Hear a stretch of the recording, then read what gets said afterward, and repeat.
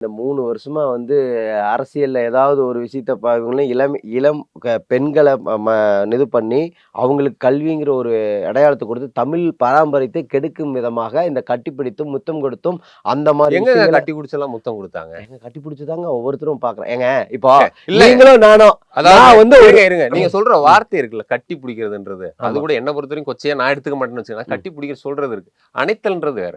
ம். ஏறு தழுவுதல்னு சொல்றோம்ல. தழுவுறதுன்றது வேற. அணைக்கிறதுன்றது. அவர் ஒரு ஹக் பண்றாரு. அது ஒரு அணைக்கிறாரு.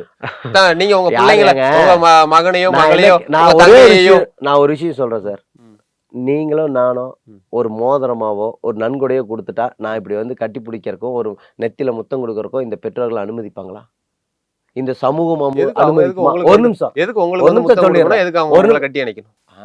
அப்ப அந்த நடிகர்ங்கிறனால ஒரு கவர்ச்சி. நீங்களும் ஒரு நடிகர் நிமிஷம். தானே? நீங்களும் நடிகர் தானே? அவர் மாரி நாம ஃபேமஸா இல்ல. நாம வந்து அந்த அளவுக்கு ஏன் ஆக முடியலன்னு யோசிங்க.